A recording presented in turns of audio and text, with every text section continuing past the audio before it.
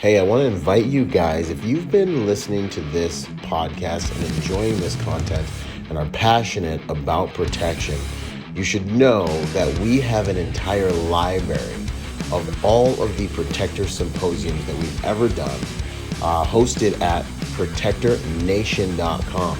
You can go there and you can download those and you can watch every Protector Symposium we've had to date there online, and you can learn protection tactics from some of the most elite trainers in the world from the comfort of your own home. I think you'll be surprised about how much content we actually have there. It's very, very, very reasonably priced, and you can upgrade your protection skills. Remember, protection is not all about the hard skills.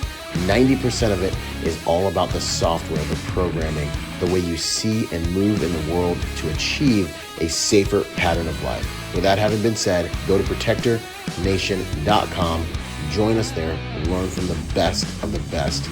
Now, enjoy the show. Boom, hello, and welcome to the Protector Nation podcast, a podcast that is dedicated to making the world a better place, making the world a safer place by making good people dangerous. In this podcast, we're going to study and understand what it takes to protect your family, to protect your loved ones, because we all know that you have a few basic needs: food, water, and shelter, but you also have the need to protect those things in a world and society where evil runs rampant and is sometimes left unchecked. Learning how to protect yourselves and your loved ones is becoming more and more important. And so we strive to raise the level of accountability to those who would do evil on this planet by making sure that the sheep, that the flock, is more well-versed in protecting themselves and their loved ones. If that sounds interesting to you, then sit back and enjoy the show. Out. Boom! We're live. What's up, y'all? Good morning. We got another episode coming at you guys. I'll probably air this on both podcasts because it's a special one, man. We have the infamous Raul Martinez here. How you doing, brother? I'm doing great, man. Always good to catch up with you. Yes, no, for sure. I mean, we've both come a long way since our last interview, man. What's it been, like 2-3 years almost? Yeah, like easily. Official interview. Yeah, man. I think I was just starting my podcast, and you were like, "Yeah, man, I'll kick it with you," and I was like, "All right, sweet, man," and we got to kick it and talk a bit, so that was pretty awesome. It was a good one. I still remember that one. It was a good conversation. It was early in both of our times, I guess. Right? Yeah, man. This should be a good feed off of what we did then. Yeah, man, and it's just cool to see we've gone and now we're meeting somewhere else, at another mountaintop. So that's cool. Dude, that's legit. Yeah. If you guys watching us, this is live, man, so we can interact with you. Feel free to ask questions. We'll be here for roughly an hour. Are you guys getting good sound over there? Yo, what's up? Here comes everybody. Boom, what's up? Come on in. Let me know if you guys are getting good sound. Hit me with a 7. Type 7 in the comments just so I know that everybody's up. Yeah, man, so check it out, Raul. So I'm out here in the world looking for good instructors, right, for my next event. And I spoke to a dude who, I look at as a big brother in the game. I don't know if I should say him. Awesome. We get in the 7s. We are good to go. And he was like, "You got to link up with Raul, man. You got to link up with him. I just went through one of his courses and it's the real deal." And I'm like, we're already connected. I got to circle back around. So, I love what you're doing in our space, man. And to get that feedback was awesome. And I just can't wait to have you at the Protector Symposium 5.0, y'all. It's going to be an honor, man. All right, so I'm excited. That event, when I watch you launch those events, I'm always like, man, that looks like a good time. We talked to people, right? They're like, because people ask different questions. They're like, do I go to events? Do I go to individual instructors? And it's like, it's a no-brainer. Obviously, you train with people that call to you. But when there's an event where the host, he's a badass, he understands the space, and then he's bringing people together. He's sourcing, he's doing the legwork for it, right? So you're doing the legwork for all of the clients that are coming there, right? And you're bringing together the best people that offer the best product for that event, right? And most of the time, what I've noticed with you is you make it very relevant relevant to the space to the times. So it's not like, hey, we're going to learn some shit from back in the 80s now, right? It's like, what's going now? What are people talking about now? And it's really smart to capitalize on that energy, because it makes that energy stronger, and it just like perpetuates the business. So kudos to you for that. Yeah, man. Like, it's an honor, man. So, getting into the Marine Corps and then like getting to my unit after my dudes got back to Fallujah, I got to really experience the difference between like what we got in boot camp was like training from, like awesome dudes, awesome instructors, drill instructors did their best and they're awesome and I love them. I'll love them to the day I die. But then I got to the fleet and I got to see dudes that just came back from combat start instructing me. It was like a whole different kind of thing, and it's not that you have to go to combat to be a good instructor. I'm not saying that, but having the luxury of like the experience to go with what it is you're trying to instruct, like the real world experience, I really got a taste for that. And then I really looked at it as an honor to go through the things I went through to really be able to kind of like raise my new Marines when I got them, it was like, and I want to use those experiences to my advantage. So then being a private security professional and like being in this space, it's like, I feel it's like my duty, to like bring stuff to our demographic, whether it's professional protectors or private security professionals. That's really relevant, man. Because, like I respect everyone for what they've done, but like you're retired years ago, it's tough to stay relevant. It is tough for me right now to keep up with changes happening in the battlefield in Mexico right now. And it's my job. You know what I mean? Yeah. So that's an honor. That was a good comment. Staying relevant, it's all about continuing your education in one direction or another, right? Whether it's like what you're watching over the times, because we can start to predict behavior based on all the video that we're getting, right? Because there's now a lot of 2021 videos. So much good video. Of just fights, random people. You know what I mean? So now we're like, okay, man. Cool. So if we can't be in the mix directly, and it's almost like it's more of a privilege, to be honest, like looking at it, having been a cop, looking at it now, like, man, I could just sit and analyze video and then field test it with the dudes instead of having to write those reports and be in the station. And you know what I mean? Yeah. That 15-minute altercation or roll of events as a whole, man, you spend hours and days, and then you got court, and then you got all this extra shit afterwards. It's almost better to be able to analyze from the outside in. Yeah, man. So just for you guys coming in, we're gonna analyze some video. We're gonna get Raul's take on a few altercations that have taken place, kind of that same style I like to do with the tactical protection reviews. And in the meantime, also, Raul's going to be one of our elite instructors at this upcoming Protector Symposium 5.0. You'll have an opportunity to learn from about 7 instructors over the course of a weekend. It really is a once in a lifetime training opportunity. It's like an eclipse, to get in on this.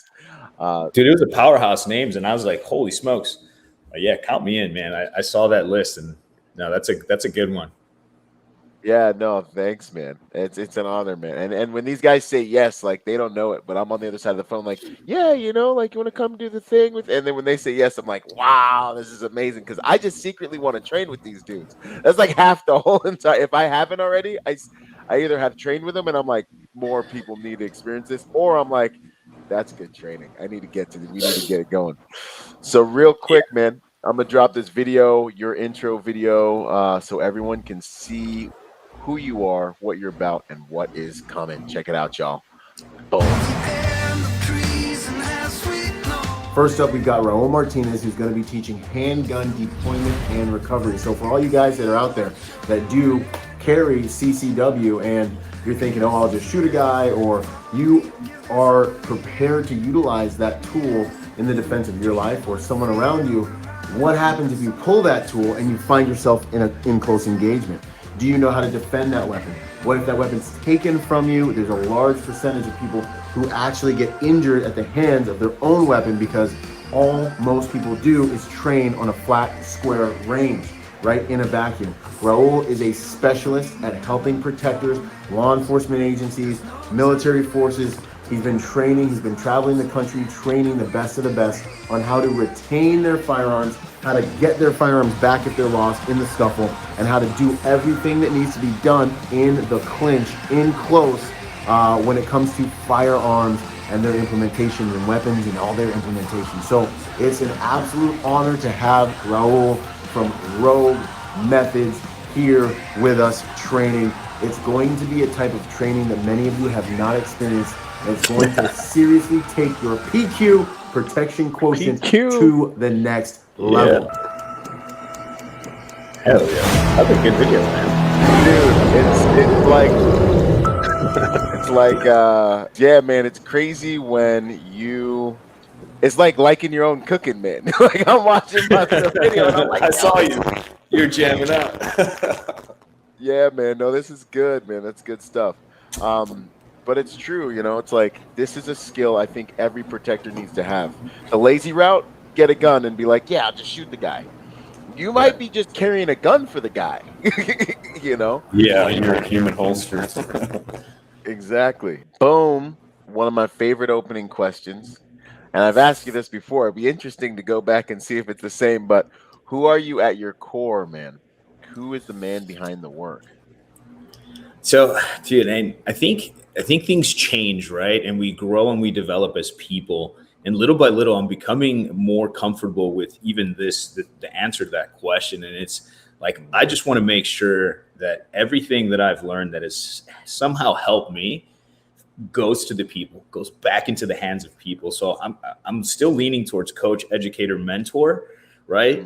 But every time I get wrapped up in coaching, I end up spending so much time learning that it just becomes like this beautiful cycle. And I think to me, we're always going to be protectors, right? And I live that lifestyle with the kids, even when you're teaching them about bugs and teaching them about fighting, right? From two crazy spectrums. But everything to me so far has now led me to this like passion and purity of how can I learn things, translate them, and then put them back into the world for other people to digest as quickly as possible.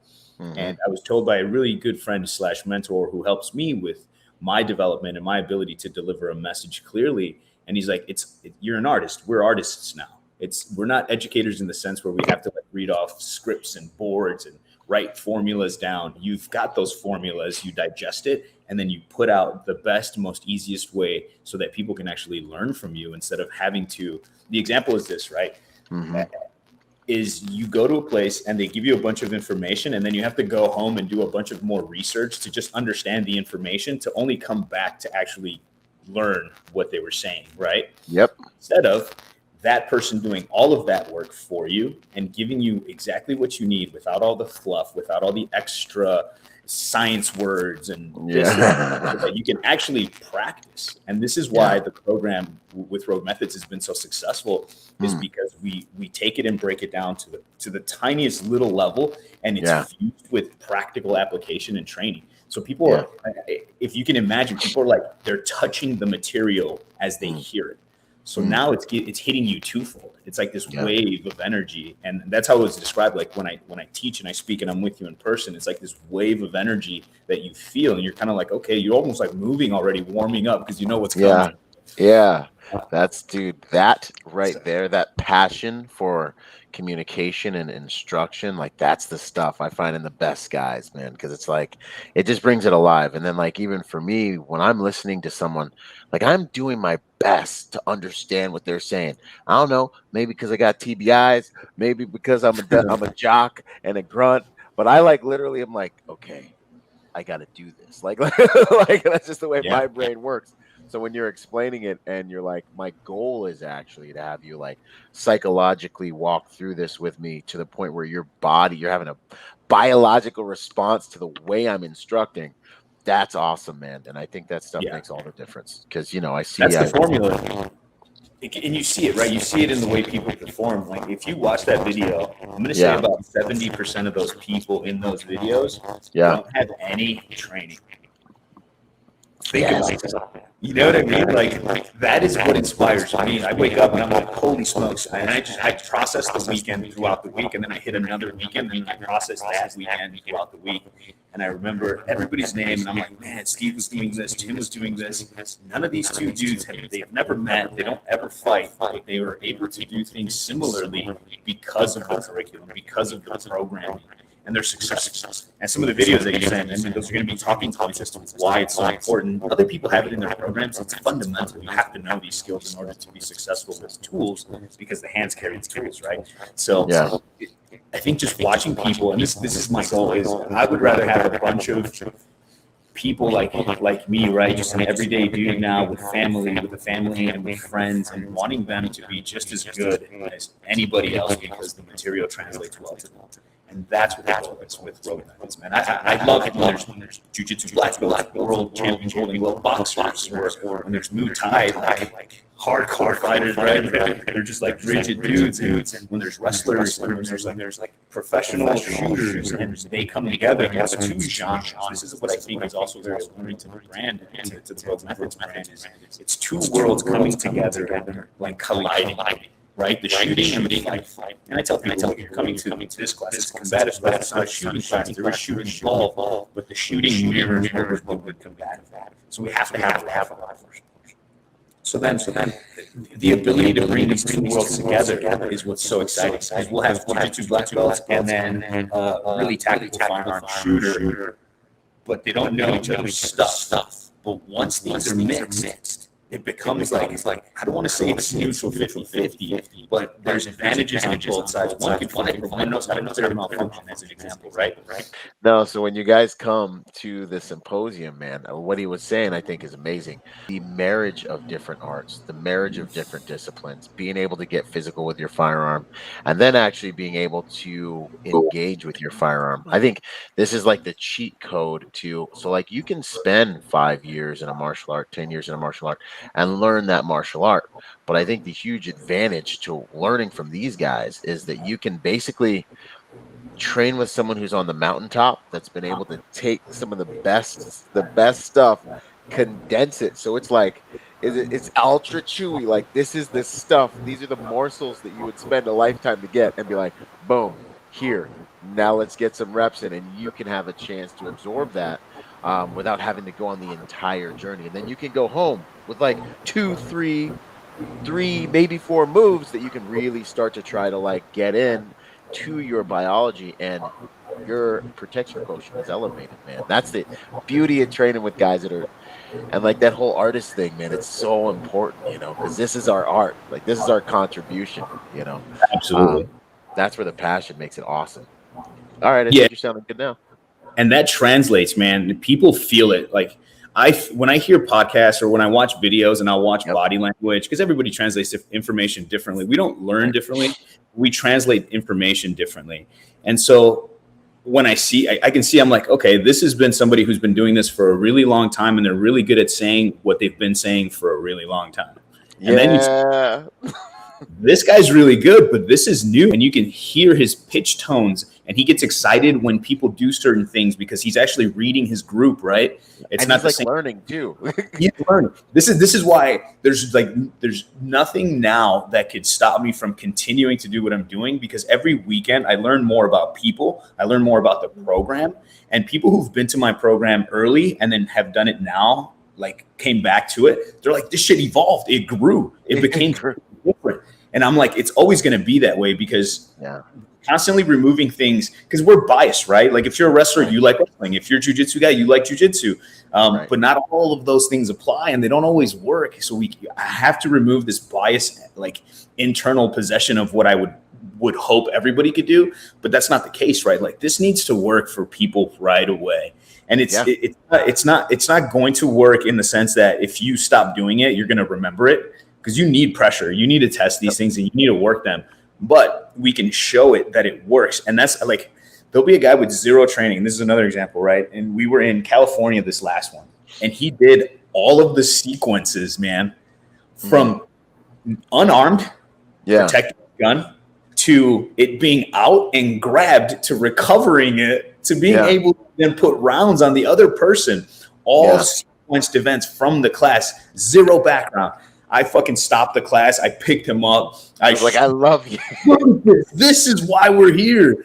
Like, I get it. We're the Muay Thai world champion, but that dude's story is different. He chose a path to do that. This dude has done nothing, right, outside of being a good dude, being a good family man, doing what he does. And now he realizes he needs the physical activity, and to be able to do it on a 2-day course, fuck, man, that's a big deal. And that's what's most important to me. Like, if I can't teach you stuff that you can take home and practice, what am I doing? I'm talking to you and then taking your money. I don't give a shit. I don't need money. I love what I do, and it's important, right? Because here's the problem with finances, and I get asked this a lot. Like, why don't you do it for free? Like, because then I have to finance growth. I have to finance a team.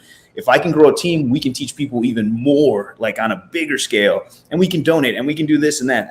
People just get confused about what finances are, right? But yep. This is good stuff, dude. And you get to take home stuff to drill. Everything that we do in the program, I can do at home, and that's what I do. I'm like, okay, cool. If I'm not training today, I'll work off of a wall, or I'll work into a corner. I'll work off of a car, or when I'm working out in the gym, I'll just put a shoulder on the wall and be like, okay, see, these are some of the moves we've been doing. Okay, this makes sense. And so the more relatable and the more practical we can make the experience and the technical work, the more the person actually internalizes it. So my whole goal is to take what I think works, right? And everybody has a different idea of what would work. And I think that's great. Everybody should.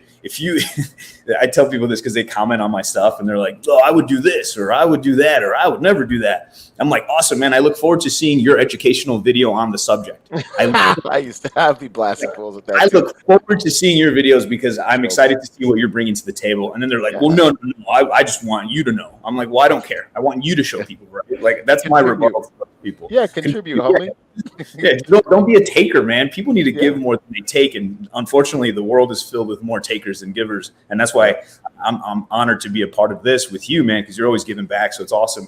But the material has to be digestible, and then it needs to resonate with people in order for them to actually care to want to use it. You know what I mean? If it's too extreme, if I'm like, hey, spinning back kick, dagger throw, fuck, no one's gonna do it. Ever. I can't even do that. It just sounds cool and it's too sophisticated, man. But that's been the biggest feedback received as far as the material is like, it feels like it's mine.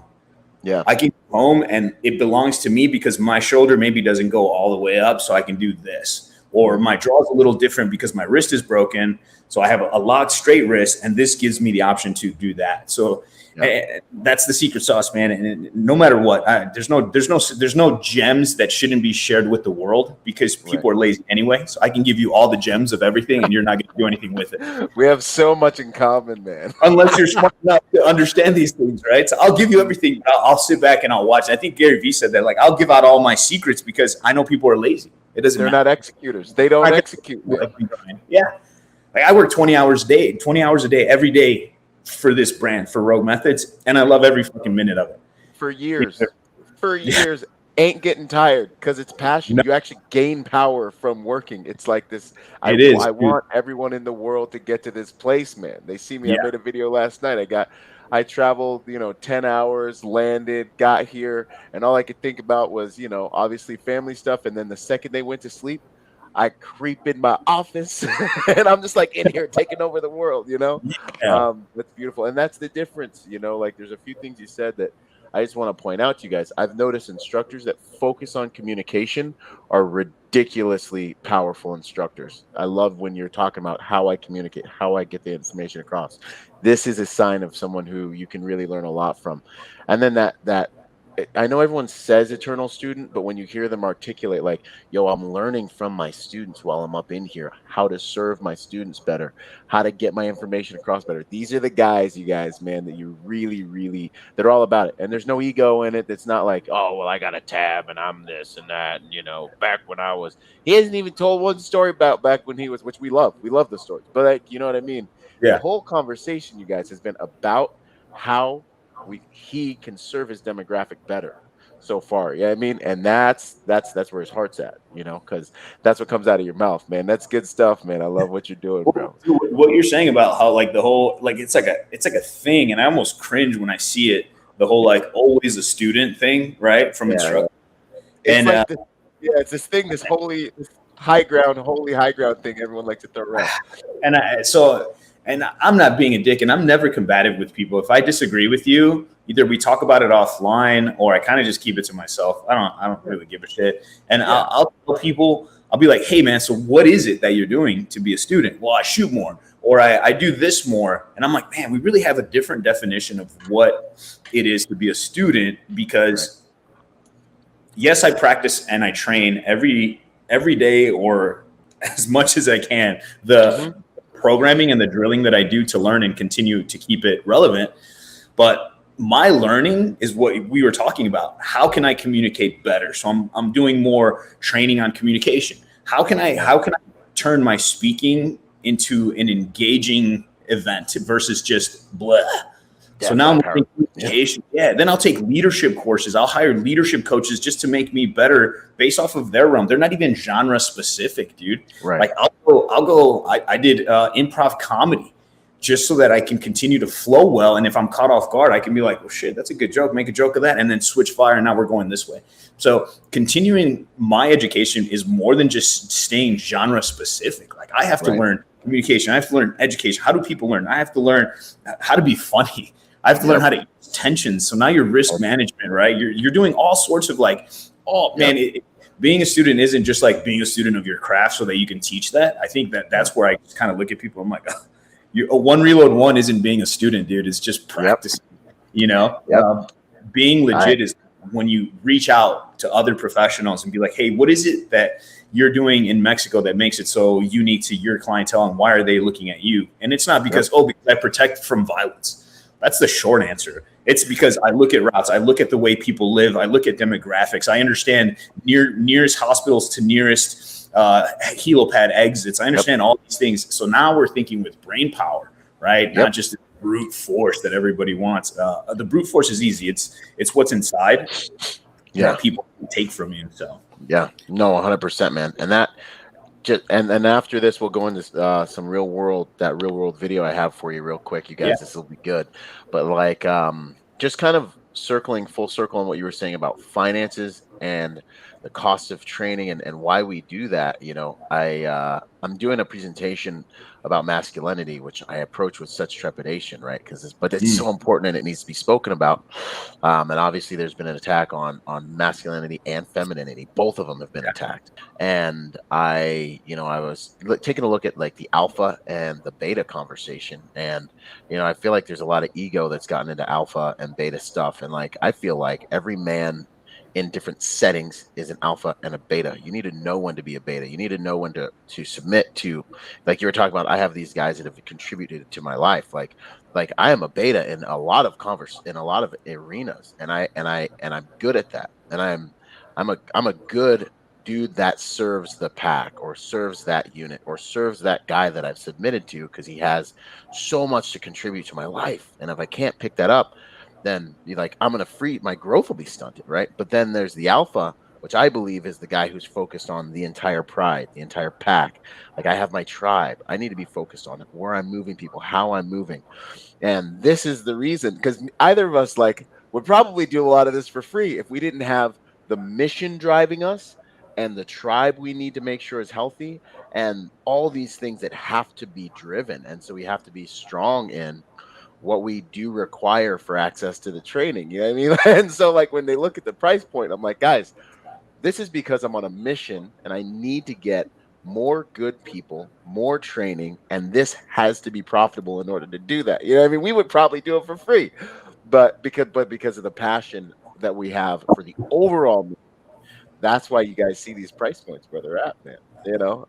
That is logistics. I think people just don't see the logistics. They're like, oh, he's just going to come here. Dude on the range, yeah. Man, hey, on a cheap weekend, for me to put on an event, and I'll share it because again, it's important that we're clear with people. On a cheap weekend, I'm paying for the weekend to transpire up front anywhere between $2,500 and $3,500.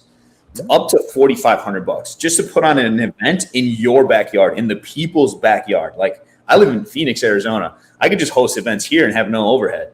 But I'm going to Miami. I'm going to Orlando. I'm going to Denver. I'm going to Chicago. I'm going to Wisconsin. I'm going to everywhere that I can go to get it as close to the people as possible because I understand nobody wants to travel. So we already take on the blunt of what it costs to put on an event. And then everything else is just, hey, man, just show up. Yep. And there's so much overhead that I think that's what people miss. They miss out on seeing that side of it. And I get it. Yeah. And this is important that we have these conversations so that we can cue people in on it. Like, yeah, man, we get is free. I can't fly for free to go put on a free. You know what I mean? Like, that's and you got to feed the machine, man. I love it. Let's dig into this video real quick. Boom. Okay. He's going for it right there. Okay, so this is a video that took place in a prison, and I think, you know, some might want to say, hey, this is law enforcement centric. This would never happen to me as a CCW owner. But the reality is, you know, one, bad guys do bad guy things. So they know bad guys and protectors are the two people that are probably going to know you're carrying a weapon. And if you are a protector, you've got to have a full spectrum of skills in order to be able to do that efficiently, because you don't have a crystal ball. You don't know what's going to happen once, you know, the chaos starts. So whether you're in law enforcement or not, pay attention to this and see what you can learn from this. This is a sheriff deputy or a law enforcement professional inside a jail who gets engaged by one of the inmates, and he starts going for his taser, which we know you cannot get incapacitated in these environments, or if you have a weapon on you. If you have a weapon on you, any altercation can become a life-threatening altercation. So you got to be able to navigate it effectively. All right, let's let this thing roll. He's going for it right there with his right hand. He also grabs with his left. You can see he's trying to press the button. Right there, he has the taser in his right hand. At this point, like, I have to get the taser back. You have to. He could tase me, he can incapacitate me, and he can basically do whatever he wants to me. Also, if he hits me with it, you know, it's a blunt object, he can hurt me. So all I was thinking right there was get my taser back. Yeah. We're fighting for the taser right now. At one point, you're going to see a light, and I'll show you. Right there. You can see the light. You see where the table is? You saw the light? Yeah. Well, you can see the light. Basically, the taser activated. Boom. So he's in this struggle.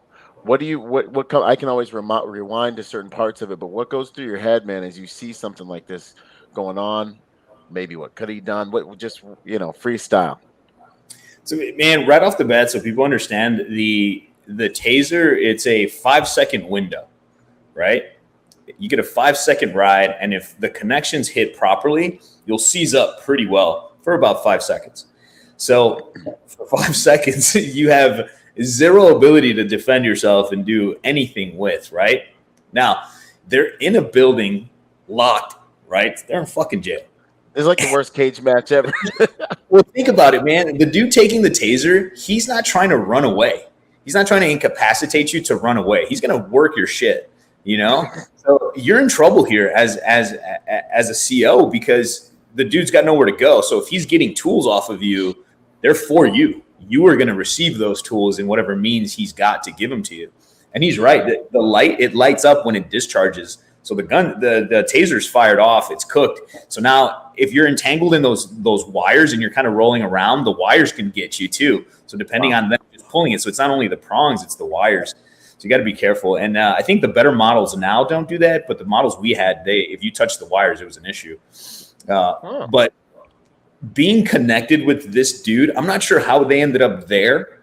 Yeah. But man, you can make space, right? So this situation, it's one of those things where if you're tool heavy, if you have a bunch of stuff, you need to know how to control the space. So engaging into the ground like this while the dude's on his back, I wonder if maybe he swung at him and he pushed him and he grabbed him and fell over. I'm trying to paint the picture in my mind how they got there specifically. But if you're tool heavy, you don't want to be so close. And it sucks because as soon as you are within touching range, all your gear is our gear, right?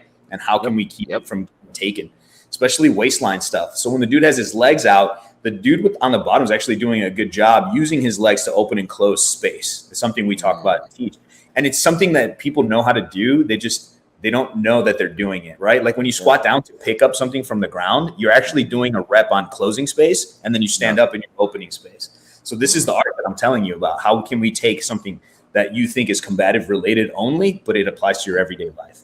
right? Nice. So you pick some shit up off the ground, you're closing space, and then you're opening space. There, 1 rep in fucking gunfighting. Little things like that. So this dude's doing this. He's opening and closing the space. That's why he's able to grab things. And then as he extends, that's when the power to get the tool out comes in, right? Because if you don't open the space, you can't get the tool out. You get stuck in the space, right? So the offense is kind of feeding him that energy too. And he's controlling the guy, but he's not controlling his hands, right? And hand fighting is a very, very integral part of the combatives that's tool-based, because you have to control the hands, which control the tools. And that's what you see him, he's like funneling around until he sees it. Like at no point that arm should have it and be flailed out to the side. Yeah, that I was worried when I saw that arm get out. I was like, ah! Yeah, because then he could have placed himself between the arm and the tool, right? Like went 2 hands to the one tool and start to work the tool, start to work the dude. But he's still focused on the guy.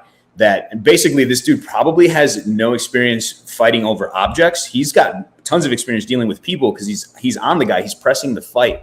But you don't always press the fight when you're tool dependent and tool heavy. And then, so the other dude's striking. The other dude could have been striking, but he wasn't.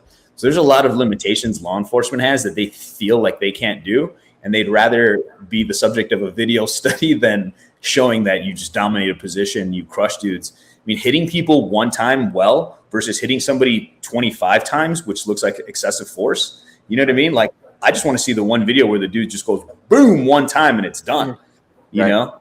But people, this is why people think there's excessive force, is because guys are being nice and they're like tapping him 1,000 times instead of just crushing it once.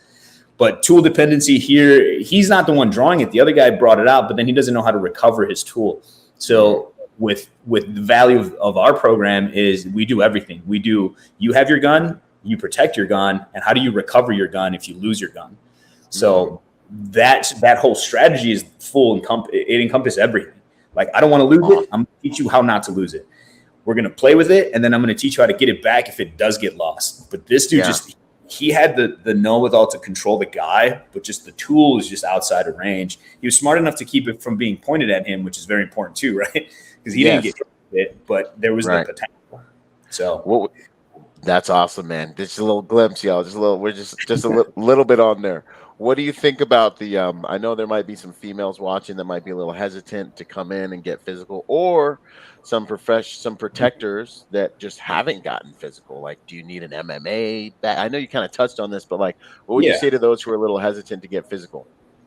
They need to get physical. The class, it's simple, man. The class is only as difficult as you want it to be.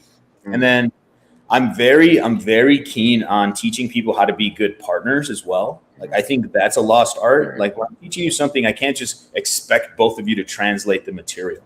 So not only am I teaching you the subject that we're here to learn, but I'm teaching you how to be a good partner. I'm teaching you how to be a good receiver and a good trainer, so that you're giving each other the right energy. And then we can spice it up, right? Then we can add the chaos and the flow of each one of the individuals' unique take on the material. But initially, like, let's learn it together. 60% energy, 40% energy. And then if you feel like your partner is like 60 is your 40, then we make adjustments, right? And I'll find a better partner. I never leave people to hang in one area or another. I'll get you a better partner if I see that this person would probably be like, if Steve is really tough and Tim's just kind of like, I'm recreationally playing. And then I have Matt and Mike over here, I'll swap. Yeah. Okay. And put people where they need to be so that they're getting the educational value of it. And I had 3 strong females in my Orlando class, and I asked the 3 of them, like, hey, what advice would you give women so that I can start cueing the females that want to take these classes? And dude, I'm lucky. I think every class has at least between 1 and 4 females. Nice. And I cap everything at 14 people. There's at least 1 to 4 females. It's wild that there are more women in combatives classes than shooting classes. That's interesting. Crazy. I mean, it's good though, because that's what they need the edge on, really. You know what I mean? If you can shoot, you can equalize. But like, that's where they need to try to get some training to try to, stand a chance against a male that maybe, that's really a good thing. I think it's awesome. Yeah, for sure. A lot of them, their advice is just show up, listen, and be willing to get sweaty. Because you're going to get sweaty and nasty, right? So, and this is another caveat, man. A lot of people have never had other people sweat on them, breathe on them, skin contact other than your significant other, like you're going to spend a day basically mashed up against another human being. Good. That's the program though, because you need to be okay with it. You can't be like, ew, I got to defend my life, but don't touch me. You know what I mean? Like you can't do that. You got to be willing to like lick their fucking ear hole while you, I did this to you. You know what I mean? Like you touch my shit, look at me. You're like talking into their ear, letting them know how fucking awesome you are. And you have to experience those things in order to be able to apply them. It's so important, man. We with our last Protector Symposium, we had a couple instructors that got physical, Tony Setmanot, Craig Douglas, right? And so people were getting up in there and getting after it. And of course, there's a little hesitance in the beginning, and then once they realized it was safe, like you were talking about, good partners, good instruction, you guys controlling the throttle on the intensity, and everyone got into it, man. And we're sitting there, and of course in Florida it starts pouring rain. Like, rain's in Florida, it's a whole nother kind of thing. It ain't like how, y'all who know tropical rain know water. So everyone's soaked, muddy, and I'm standing at the back of the tailgate at the end of the thing, and I'm looking at everyone, and I'm talking, and everyone's kind of beat up, muddy, because we went hard. It was mad Fight Clubby. But everyone is alive. It was like they were born again. They were like, I just went through something that I can carry with me that I don't do. That like they wanted more. They were like, this was amazing. And it's so good for you guys, man. You'll love it. Dude, get if you guys are listening, and just go train with closest dude to you, or the person you think is the most popular in your opinion, or whatever your friends recommended. Get those out of the way first, right? Because people tend to go, they'll go more based off of referrals, which I think is dynamite, because people have experienced and they're giving you actual feedback on where they've been. So go off of your referrals first, and once you're done, start seeking out a broader spectrum. It's like 5s, 15s, 25s in the military, right? Mm-hmm. Yep. You check your first 5 meters, your 15 meters, and your IEDs, right? You're checking awareness side out, and be aware. So be aware of the people that your friends are talking about. Do some training with them, and then look beyond those guys, and then look beyond those guys. And eventually what you're going to find is there's consistencies, there's threads there that tie to each other, and one class should feed the next. And I said this about Rogue Methods, and I've been to a lot of combative other programs for other instructors, phenomenal guys. I think I push more traffic towards them in my classes. Like my buddy was like, dude, you just talked about like 7 different instructors in your class. I was like, well, because people need to train, man. And I have what I think is an important piece of this puzzle. Other dudes have this too. And you need to be like Zelda, going to these random little collecting those things and bringing them back to yours and becoming, the guy. And so the only way to do that is to go out there and find that shit and then bring it back, right, to what you're doing. Mm-hmm. Go train with everybody, see what everybody's got. And that's what I was telling my people is like the unique part of Rogue Methods is that I saw what everybody was doing, and I didn't want to do things that were just like them. So I wanted to fill in the blank. Mm-hmm. And so my program, in my opinion, fills in the blank to the few things that are missing. It's similar with pistols, and it's similar with sim guns, and it's similar with headgear and fighting, because fighting over a gun just looks like fighting over a gun. There's no way around it. Right. And there's going to be tons of new companies that come out with programs. Kudos to them. Call me if you need some help. Things like that. But the important thing for guys like you and I are that we fill in the blank where we see what's missing instead of trying to just be a part of what's already happening. And this is why a lot of people fail. And this is why a lot of companies fail, because they're just like, well, I'm just going to launch another class, and it looks just like the other class. And it actually is just like the other class. Like if you're not filling in the blanks, you're not bringing progress. Yep. Right. So we have a lot of stand-up fighting. We have a lot of fighting with no equipment, just your hands, so that people don't ever get to your gun. And then we deal with the gun. And then we deal getting the gun back when somebody has already taken it from you, and et cetera, et cetera. So we work our way in, we work our way out. And then at the end of the day, you're kind of like, man, this is a situation I never want to be in. So I should probably learn how to talk nicely to people, or talk more politely and be more convincing, so I can like creep my way out of situations without ever having to be in altercations, right? Yep.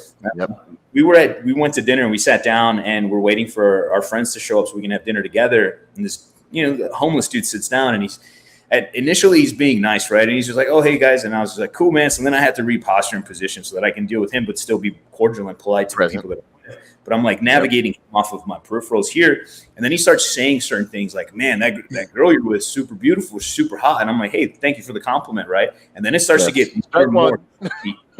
Yeah, I'm like, okay, here we go, right? These are flags now popping out. And I'm like, son of a bitch. So even like, are we doing this right now? Right now? All right. Like even from how like my legs were flat because I was just kind of like both legs down where I could stand up. Then I shifted one under so that I can pounce now. So now I can go straight on an angle. It's no longer up and deal with it. Now I'm on the angle. Like we're going this way, right? Instead of just right up. Into you, bro. So yeah, he's cueing me to do certain things. So as he's talking, my body's adjusting for what's next, right? And then I was like, hey, I really appreciate it. I understand you want to have a conversation with people, and maybe people don't talk to you in throughout the day. So thank you for your time. Thank you for communicating with us. We would really like to keep our conversation. So if you don't mind. And then he just kind of shut up and stood there. I could have just gotten pissed, right? What do you mean my girl's beautiful? What the fuck? Now I'm dealing with the dude. He gets crazy. Maybe my gun comes out in the tussle. Like, you just have to know how to navigate. Could I have crushed the dude? Fuck yeah. Why? Why would I do something like that to somebody? I don't need to. You don't have to, right? Yeah. It's like crazy. But dudes will get into some shit. And it reminds me of the young cops that were always like, can't wait to be in my first shooting. I was like, man, I hate working with you motherfuckers. You should Dude. those. Like, you'll be better for it. You'll sleep better. I think we talked about it too, about how people don't understand how much trauma truly does affect us as men, but we hide it. We're really great at hiding it. We hide it from our families. We hide it from ourselves. And that's embarrassing. Exactly. If we do. And that's a conversation, man. Violence is a thing that if you weren't raised around it, and I'm not saying that I was lucky to be around those things, but I was fortunate now looking back. But violence is a fucked up thing that does mess with the human psyche. And people don't realize how that'll affect you and your life. Like, I've had failed relationships and marriages because I wasn't dealing with the trauma of life, right? The violence of war and law enforcement. And I was like, man, so I started to just advice to the dudes, man, dig in, feel your fucking shit out. You'll become better, stronger, and more capable. And your confidence would be true confidence as a man instead of like bravado bullshit that you have to prove yourself. Instead, you're already 100% confident inside and you're willing to navigate this world, and you'll sail through the worst storms now. And you're not worried about the storm. Instead of freaking out, start crying, your sails come crashing down and you fucking drown because you're not willing to take on. Man, it's a big deal. And I think it's a topic nobody talks about. Yeah, no, it's a huge one, man. Arrogance is inaccurate confidence, man. Confidence comes from a relationship with yourself where you're testing yourself all the time and you're able to be calm. I dropped a whole string on IG Live this morning on the difference of confidence and arrogance and why it's so dangerous, and masculinity, how you do things. We've done things before, but you need to earn your confidence every day. What is the decision you've already made today telling you about yourself? You're communicating with yourself right now based on what you're choosing to do and not to do, and all these things. This is good stuff, man. And I love the guy. I give the guy with the Jedi mind tricks 100% more credit than the guy that's got to get. I don't have to get physical. This is like a superpower, right? I tell this story every once in a while. It's really quick, but like I was driving around, and I'm kind of like, I'm a little bit of an offensive driver because like my whole life is moving at like 800 miles an hour. So I'm just like driving and I'm like taking what I want. Like I know I'm offensive sometimes to people, and I'm driving and I see my turn to the last minute. I cut this dude off, and then he's like not having it. And he rolls up and he's like cussing at me through the window.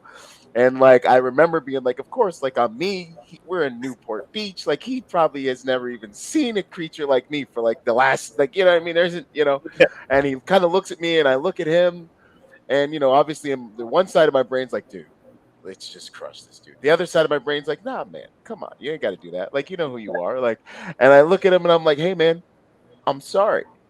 I'm like, sorry, bro. I shouldn't have done it. I shouldn't have cut you off. You're not wrong. And he's like, and I'm tactically respectful. I'm tactically polite. I am genuine, and boom.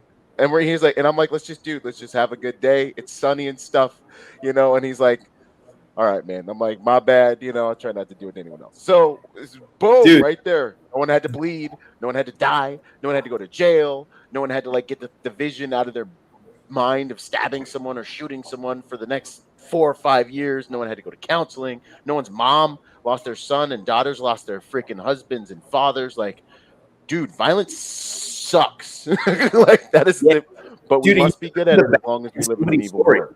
You know what I mean? Like you become the bad guy in somebody's story if you save your own life, let's say, and you crush somebody else's. You're the bad guy in their family story. You know what I mean? You took their dad away or their mom, whatever the case, regardless of the situation. But dude, to hear you say that, it's funny because I'm playing back, and this just happened like maybe 3 days ago for me. I was speeding in my neighborhood, and I shouldn't be because my neighborhood. Fuck, I should not do that. And I know. I think I came off the highway, so I was still highway driving in a 30, right? So I was going like 45, and this older dude is outside doing a good deed. He's like picking up trash in the neighborhood, and he like does a slow down thing, and I fucking stopped the car. I reversed, and I was like, "Yes, sir." How? Like I asked him, I was like, "Yes, sir." Like, he was waving me or with this or that, and he's like, "Hey, you're going really fast in this neighborhood." And I looked at him, and instinct is like, come on, let's do this. It's like, I swallowed this giant ball of, hey, you're wrong right now. You better fucking dig it down and enjoy that shit. And I did. I swallowed it down. I looked at him. I looked at the steering wheel, and then I looked back at him, and I was like, you're absolutely right. I should be going slower. Thank you. Thank you for caring enough. Oh, man. That's that. And it reminded me of your fucking story, dude. But I remember swallowing this ball of pride because I wanted to be. You're telling us to slow down, right? Like, but he's man a good deed, and then he tells me that, and I'm like, motherfuck, he's absolutely right. And so now I make it a point, no matter what. As soon as I enter the threshold of the area that we live in, I drop the fucking thing. I'm super aware. There's people out with families. Like, he's not wrong, man. And if we actually do start learning to take care of our people and our communities, fuck, everything will be better, regardless of all the bullshit in the media.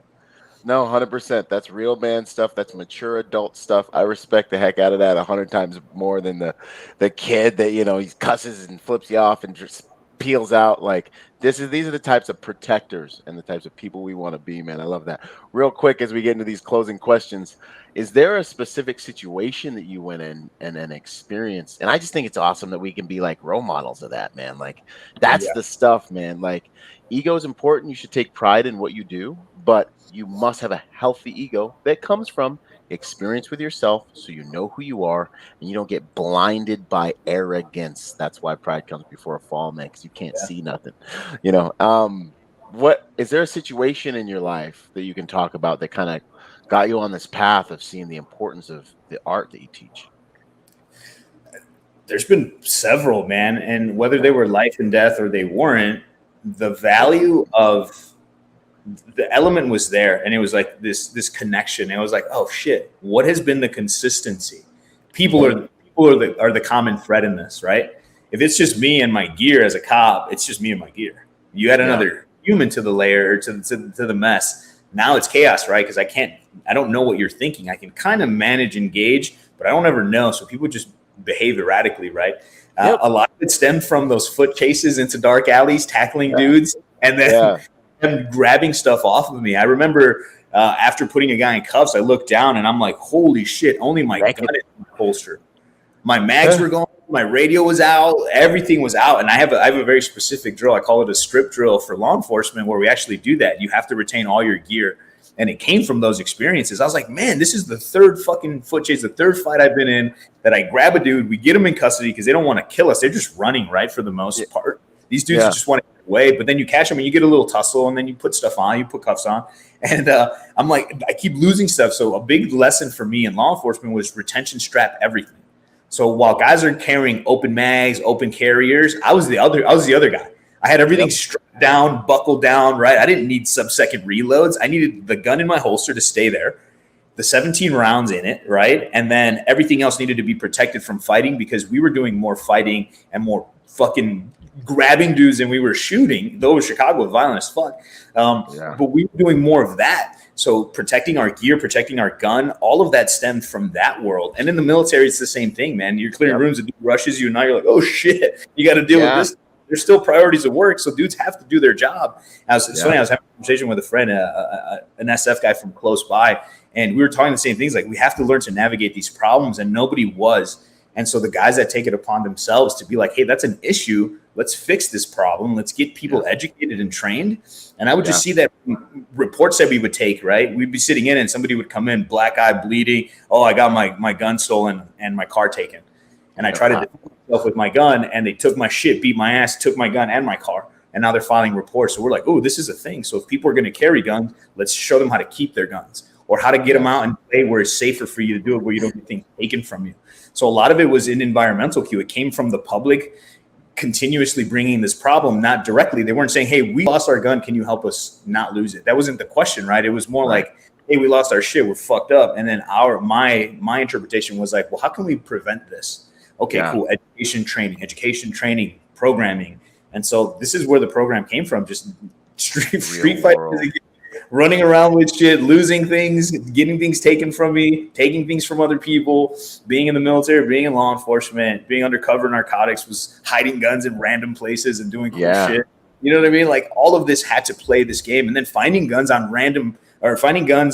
on people in random places. So now I'm like, man, I think I'm controlling this guy up here, right? And he like pretends to bow over like he's hurt, and he's pulling shit out of his fucking sock. He's got shit out of his fucking butthole. Like dudes, they go to weird places, man. You know what I mean? Like it's like you have to be so mindful. And so the program to me was an experiment into how quickly can I get somebody to be good enough to protect themselves, their people, their property, and get them home safe. So let's do this.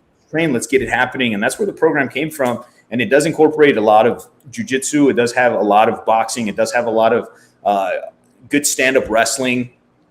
And then a lot of mindset, man. I go through a leadership portion of it because I want you to be in charge of yourself as a person, especially when you start incorporating tools and tactics. Like you have to be the leader of that ship, right? Yeah, you can't be 100%. like, oh, said this one time. No. This whole thing needs to be yours now. Right? Like I'll come and support you, but it needs to belong to you. And the only way to really take responsibility is to become a leader of your name. And I say this in the class to motivate. I was like, you came here, you have a first name and you have a last name. You represent that fucking clan. You better act like it today. Take care of the people around you. This is a big deal. And then people are like, whoa. And I'm like, ruined, man. So that's that reinvigorating of that spirit, man. I think people need it. I can't share it enough. Like I do that wherever I go, and it's everything. And it's as simple as complimenting somebody and telling people that they're doing great. Like I never heard those things. I still don't think to this day my dad has told me that he loved me or he was proud of me to this day. So the biggest lesson for me is to make sure that I share this shit with other dudes who may have been dealing with the same shit with my kids. Right? Like I know he's proud of me, but he's just too macho to do that shit. And I was like, you know what? I can be fucking macho, strong as fuck, not have to fucking be a dick like that. Right? Different genres, different eras, I mean. And so with kids, I'm like, hey, good job on that. Let's fix this. And now it's a full good job because it wasn't done well the first time. So it's not this false like participation trophy centric. We're not doing that for people, man, because you have to earn it. And in my class, my stuff specifically on the side, outside of events, I have these things that I give people only when you pass the class, only when you finish the drills. So if you don't do the participation drills, you don't get what everybody else gets. Right? Like it's a rite of passage. And I do it with like the most sincere fucking respect for people. And people really appreciate it to the point where I kind of slid the item over to the person and they were like, you know what, man, I'll get it next time because I didn't fight this time. I want to earn it like everybody else did. And then I'm like, fuck yes. He got the message. He didn't get shunned or removed. He felt like he was part of the class, but he knew he didn't earn it and he didn't want it. Now we have leadership being instilled in people, man. People are like, I want that. I want to be the guy. I want my name to stand on this fucking cliff with you guys. You know, like that's a big deal. And earn it righteously, like in right standing, like, and that's when it becomes valuable, man. We do the same thing in my EP school at the league, man. You get a certificate of participation or you get a certificate of graduation, and we have to do that so that those certificates are valuable. So that and we pour our heart, soul, blood. You know, and I think something that the training arena struggles with is the financial equation of, hey, we got to keep people coming and having a good experience at our training, so they want to come back. But then, I see a lot of participation centric training, and it's like, no, I want to get you to a standard. Getting you to a standard is why we call it the gold standard, is the mission. I want you to be able to be efficient and proficient and have competence when it comes to this. You need it. So I love you too much. And it really, it's not a word, but it's, I love you. I love you too much to let you walk down with the golf. And I'll stay here with you. We can get after it, and that's the beauty of it, man. I love that stuff. It's so good. Hardest lesson that you've learned in the field of either training or as a protector? Man, the biggest lesson so I guess it's twofold because it's two different genres of experience, right? The biggest lesson though is that because again, and the common denominator is people, right? Humans. Mm-hmm. You're going to deal with people, and it isn't always going to be in your favor, right? Mm-hmm. So just the lesson for me has been to not be jaded by what experience. Yeah, or multiple experiences, right? Like I now trust people, and I trust, and this is from Jordan Peterson's studies and what he teaches is that, like, I trust you, but I'm cautious and I'm aware that there's potential for heartbreak, but I do it anyway. Wow. But I do it anyway. I trust you, and I know that you can screw me over at any time, but I do it anyway. I've now come to terms with how to manage letdown, how to manage being heartbroken. And I see it in the professional realm when dudes snitch on each other for dumb shit, or dudes bang other dudes' wives, or people fucking beat the shit out of each other. They'll do shitty things to each other outside because they have this like underlying issue with somebody else, right? Mm-hmm. And look, trusting people has to be a thing. If we stop trusting each other, we get crushed by the rest of the world, right? Yep. So trust with caution and have a plan for yourself to deal with the problems that are going to come from that trust. And then the idea that we have to expect things from other people. If the more you expect things from yourself, the happier you'll be. Like, let yourself be the model, right? Like, hey, today, I said it in a little spoof video. I was like, hey, if you're struggling with like losing weight, getting in shape, starting a program, the discipline to drink a gallon or a gallon and a half of water should be your starting point. How easy is it to shove something in your mouth? Like, if you can't do that, like, you're not going to do anything else in life, right? And you can't trust yourself. Like if you can't get yourself. Yes, man. I think so much of the world relies on outside feedback. Start with yourself, man. And that was a big one for me because I've been screwed over in a lot of different industries in a lot of different ways, but never to the point where it broke me. It was just like, okay, cool. Valuable lesson. Understood. Completely get it. My whole job for a long time was to bring people together. And it's funny because you bring people together and then they kind of forget who brought them together. And then they roll over. It's their little world that they built together. And I'm back here, I'm looking at it like, I'm pretty sure I did that. And then I just walked. Right? Like, you hated you, and you guys were doing the thing. But, anyway, I'm just glad it's working. Enjoy yourself. It's a celebration. I'm the same way, man. God bless them. We have to trust people, and you just have to do it cautiously. And it can't be this jaded event, man. Otherwise, the world's going to become sour. And that's really what's happening with the division and all these things. Not to get into the whole political realm, but the division comes from people just not trusting each other, right? And a lot of it has to do with people not trusting themselves, man. That's a fucking tough one, especially if you're a dude. And I know you're doing this masculinity thing, man. Dudes need to learn to trust themselves. And the only way to do that is to test yourself. Because then you'll know. Test yourself with dumb shit. For every day for the next 10 days, do your bed. Every day for the next 10 days, drink a gallon of water. Then you're like, fuck, I can do these things, man. Check. And now you got a tally of fucking things to celebrate and then just be tougher about it. And no one anything, man. That's such good stuff, dude. And no one can take that from you. What you earn for yourself, no one can take that from you. My friend, that's the biggest lesson. You just said it. And it's beautiful to hear you say it because it reinforces me today. Like, those are my victories, man. Nobody can take that from you. This is why I got in better shape and I do a lot of shirtless stuff, right? I see you running around. Dude, I'm so proud of you when you're fucking shirtless. I was like, look at this. He's fucking jacked. I'm like, yes. Thank you, man. Nobody can take that, and you can't buy that. Nope. You earn that shit, dude. It is so cool to be in shape and be like, look at what I did. And you show the world, right? And I make jokes. I'm like, all my heroes are shirtless. I love it, man.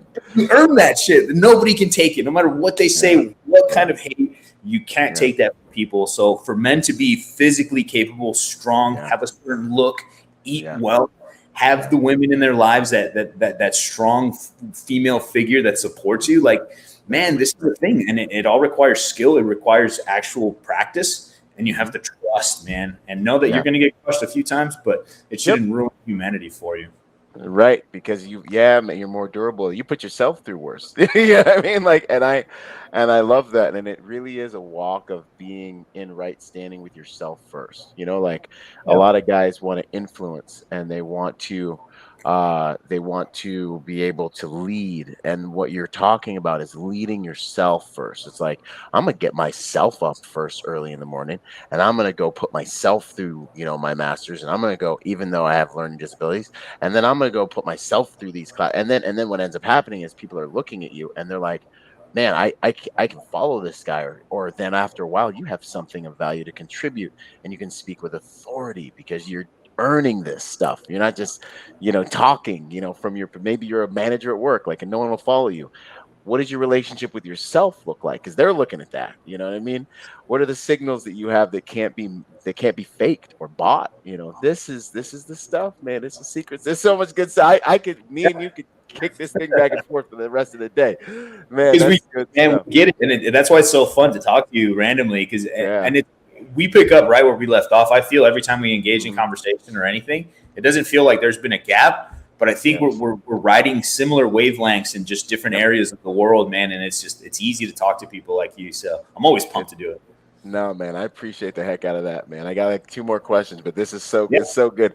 As we have that similar code, man. And it's a code we want, and it's not because we're so cool. We want all of you to figure this stuff out because it's the most fulfilling and like gratifying and peaceful way to live your life. Like, anyone can unlock it by like the day you start leading yourself like this, you will put your head on your pillow and be like, you know what? I picked 3 things this morning. I made sure those 3 things got done. I respect myself more. And you will literally feel better when you go to bed at night. Getting chills just thinking about it. And it's that easy. Like a boss, sleep like a baby. Yeah, man. I love it, dude. What would you say is your proudest moment in the game or teaching that comes to mind, man, when it comes to this stuff? I think the proudest, it was recently, the 1 year mark of Rogue Methods was a very proud moment for me, right? Because up until the 1 year mark of hustling for Rogue Methods, I helped other people build their dreams.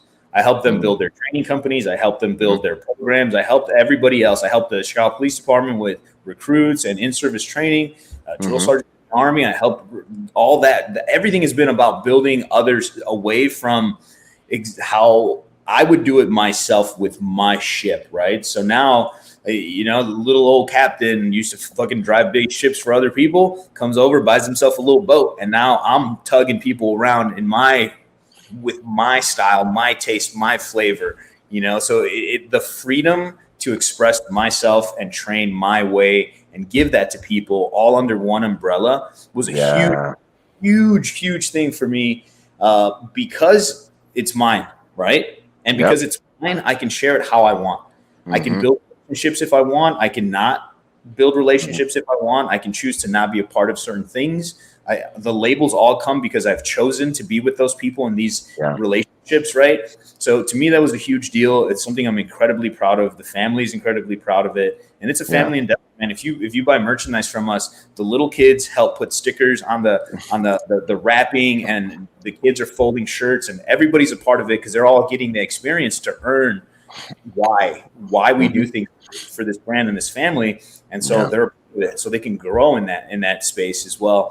But that 1 year mark was huge for me, man. Having come from a single mom living on a 3rd floor with her and 4 siblings or friends that were staying in a 2-bedroom apartment to being able to have a house and provide for the family and then do what I love, teaching, sharing, and building others. Like, man, that 1 year mark hit hard for me. And I was like, hey, I wanted this for 10 years and I couldn't see it. And now here we are. That's so awesome, man. How do we make it bigger? And how do we make it bigger? So the goal into the future is to, in 3 years' time, hopefully have a bigger team, have a stronger presence across the country, and just have branches in different locations and have good dudes running and managing those things. And they're all going to be leaders in their own right. We'll come together to collectively bring about better designs. But I don't want to be the top guy dangling the fucking leadership strings, right? I just want to be the dude doing this, and we can come together and do it together. I know what it's like to lead. I know what it's like to follow, but I also know what it's like to be on a team where you have a team full of fucking leaders, man. That is juggernauts. That's I love it, man. That's always my goal from the guy at the very front lines all the way up. Everyone needs to be a decision maker, a juggernaut, and I'm big into decentralized command. Like, here's the mission. This is where we're going. You guys are going to be in your skirmishes. We're all getting to this point. Get here, and that's the way, man. When you see all your guys are all juggernauts, it's like, this is the pack. Like, this is the way it's supposed to be. And when you see your unique contribution serving people and improving their lives, I haven't found anything more validated. Like, I've been hanging out with billionaires since I was 21. I've been kicking it with billionaires since I was 21. And I'll tell you right now, there's things that money can't buy. And when you start to see your unique contribution to humanity really, really do good for people, man, that is that. So I get that, man. That's beautiful. That's you're absolutely right. Especially in those higher echelon pay brackets of people, there's stuff that they can't buy. And they try really hard to buy it, but they can't, right? So maybe sometimes they surround themselves with the people who have what they want just to feel like they can get it. And I've seen it. It's actually a very true statement. And no, it's a thing, man. It's true. It's interesting. It's kind of sad. Sometimes it's kind of cool. I've had a couple of them sit next to me on a private jet and like look at me, and I'm literally with just headphones on the computer trying to change the world, trying to create, and they're like looking at me and they're like, "You're just happy. Look at you." and they're like, we're on my jet. I'm pissed. And you're just over here having the time of your life, aren't you? I'm like, I'm just trying to change the world, sir. And they're like, all right, whatever, man. No, that's so good, man. That's beautiful. And then let's see. Last major question, man. What's it all for? How do you want to be remembered at the end of the day? I just want to be remembered as somebody who contributed their part of the puzzle.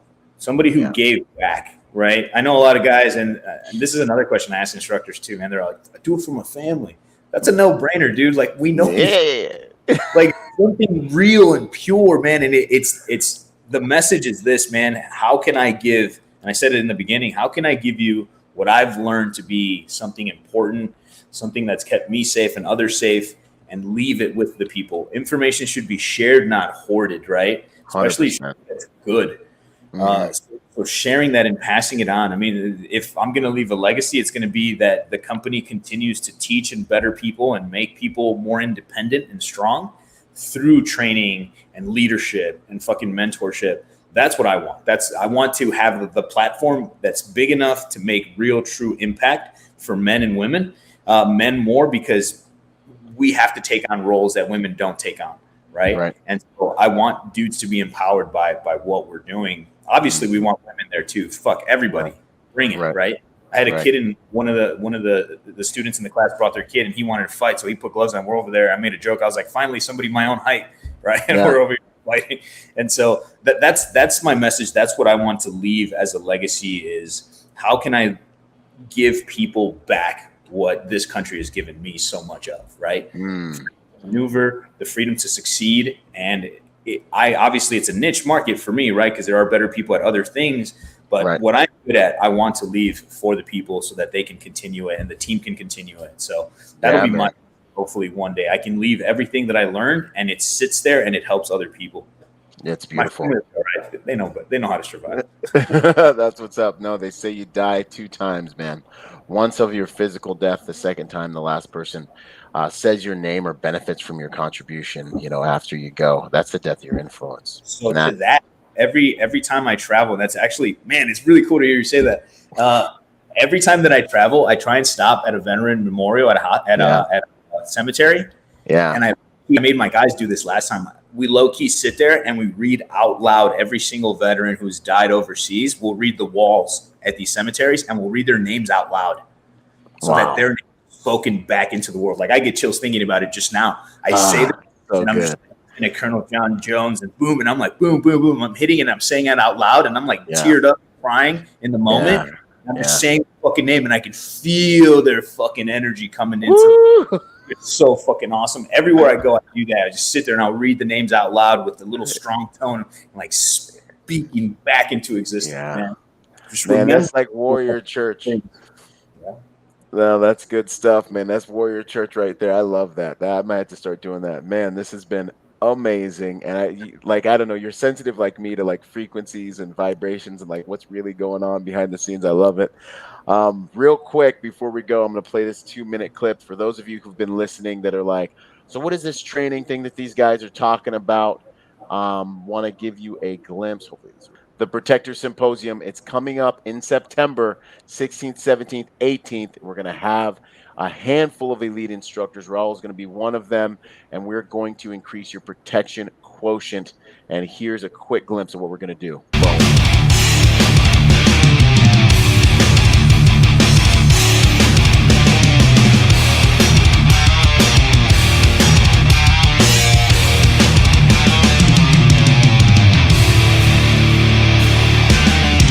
Boom, ladies and gentlemen, the Protector Symposium 5.0 is finally here. The Protector Symposium is a quite legendary live event that goes on in the protection industry where I bring in about 5 of the world's top protection trainers in various disciplines. The infamous Craig Sawman Sawyer is going to be in the house, and he's going to be laying down some wisdom about what it takes to be a modern protector.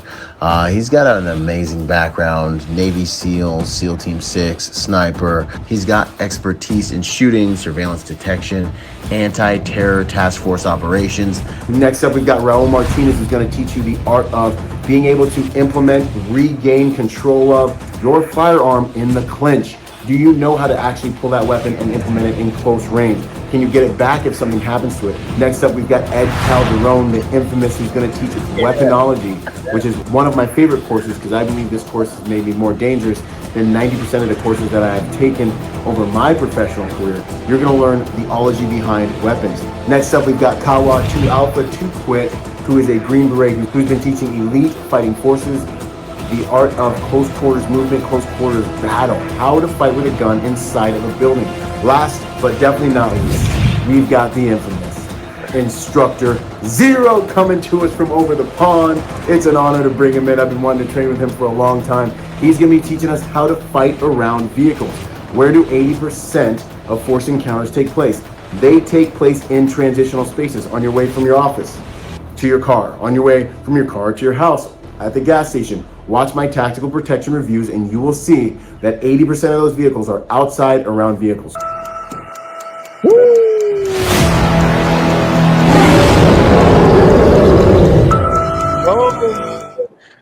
That was awesome. Ladies and gentlemen, don't miss it. You guys got all the information, protectorsymposium.com.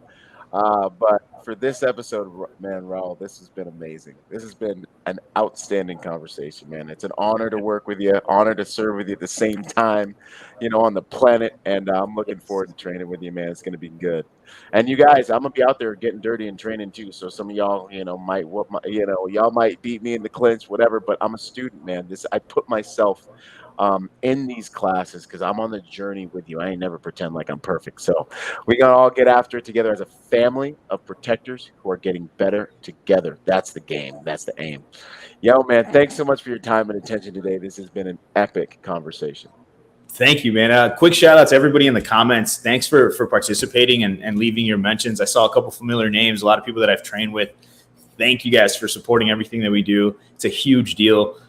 Thank you, Byron, for having me and letting us share our message with you and your people. Hopefully, for a fact, I know it's all going to make sense and it all blends well. So we're going to see that. And you being out there grinding it out in the mix, man, I give every student, when I don't have an injury, I give every student in every class a look. I give them a bad guy look and we drill. So everybody gets a chance to do something with me, and just so you can feel the energy, man. And it's a thing when we give people that energy. And so I'm excited that you're in the mix. I'm in the mix. We got Ed, man. It's going to be a great blend of dudes doing good stuff.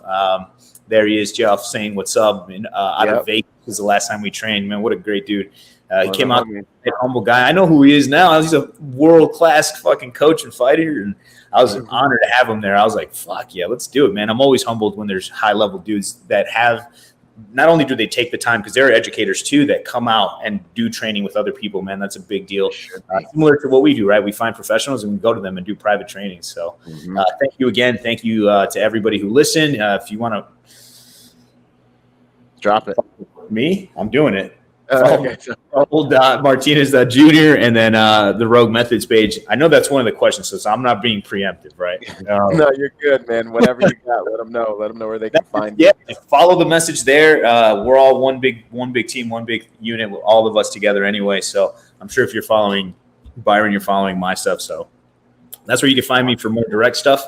But for fucking sure, you'll see me in Tucson. I wore my Tucson shirt just to represent.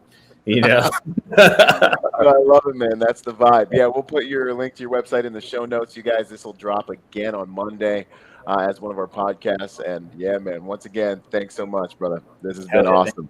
We'll see you soon, man. Yes, sir. Boom. This is my MCK. There are many like it, but this one is mine. If you've got a firearm sitting around, a pistol that you are not doing anything with, get an MCK. They make them for every single model. If you want a micro conversion kit that will turn your handgun into a force multiplier, get one, man. They are ultra affordable. CAA MCK micro conversion kits are changing the game, y'all. So if you don't have one, you need to get one. Get one. Your women, children, people that are less physically potent will be able to fire your firearm to farther distances with more accuracy. You will be able to fire your firearm to farther distances with more accuracy. I want to get one of these into the hands of 100,000 more protectors this year, because ultimately we are only as good as the nation is only as good as its protection. Your home is only as safe and as good as your ability to protect it. MCK, go get one. Drop your handgun in. Take it to the next level. Out. Boom. Boom. Yo, what up? I hope you guys really enjoyed that episode.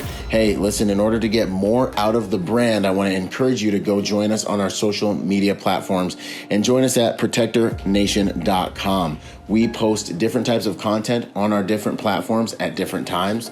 You'll get blog posts, you'll get videos, you'll get real world combat engagements and things like that. So stay plugged in order to get the most out of the brand. In order to support us, also go to protectornation.com and buy something, or join forces with me on Patreon. You'll scroll down the homepage and you'll see the link. Anything you can give counts. You know, think about whatever you would lose in your cushions or like spend on McDonald's this month, $5 a month, whatever it is. That helps us make the world a better place by making good people dangerous. Anyways, this is Byron Rodgers, protector by nature and by trade, and I'll see you on the next piece of content, whether it's a video or podcast. Out.